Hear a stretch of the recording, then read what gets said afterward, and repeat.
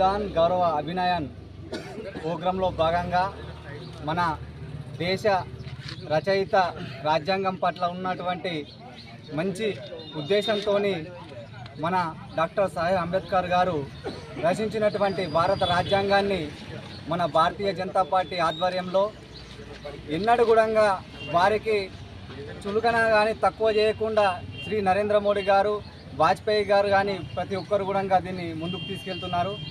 ఆయన లాంటి ఉత్తమ వ్యక్తికి బాబాసాహెబ్ అంబేద్కర్ అనే బిరుదులు కూడా ఇవ్వడం జరిగింది. అలాగే గతంలో 70 సంవత్సరాల నుంచి పాలించినటువంటి కాంగ్రెస్ పార్టీ ఈ రాజ్యాంగాన్ని రాసించినటువంటి ఈ నేతను ఎన్నడూ కూడా హక్కున చేర్చుకోలేకపోయింది.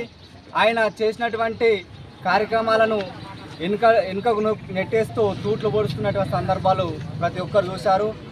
మన దేశ భవిష్యత్తు బాగుండాలని నాడు డాక్టర్ సాహెబ్ అంబేద్కర్ గారు దేశ విదేశాలు తిరిగి మన దేశం వేరే దేశాల కంటే ఆదర్శంగా ఉండాలని చెప్పేసి ఆయన గారు మన భారత రాజ్యాంగాన్ని రచించారు.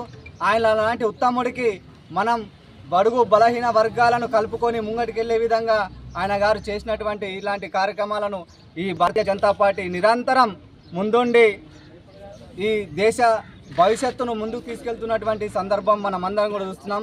నేడు మన శ్రీ నరేంద్ర మోడీ గారు దేశం కోసం ప్రతి క్షణం నిరంతరం పోరాడుతున్నాడు. అలానే సబ్కా సాత్, సబ్కా వికాస్, సబ్కా ప్రయాస్ అనే నినాదాలతోని బడుగు బలహీన వర్గాలను ముందుకు తీసుకెళ్తున్నాడు. అలాంటి ఉత్తములకు మనము ఎల్లవేళలా ఉండి వాళ్ళకు ఆదర్శంగా ఉండాలని మా యువత తరపున, భారతీయ జనతా పార్టీ తరపున, ప్రతి ఒక్కరి తరపున మేము ఈ దర్పల్లి మండలం నుంచి కోరుతున్నాం. భారత్ మాతాకి అంబేద్కర్ ఆశయాలను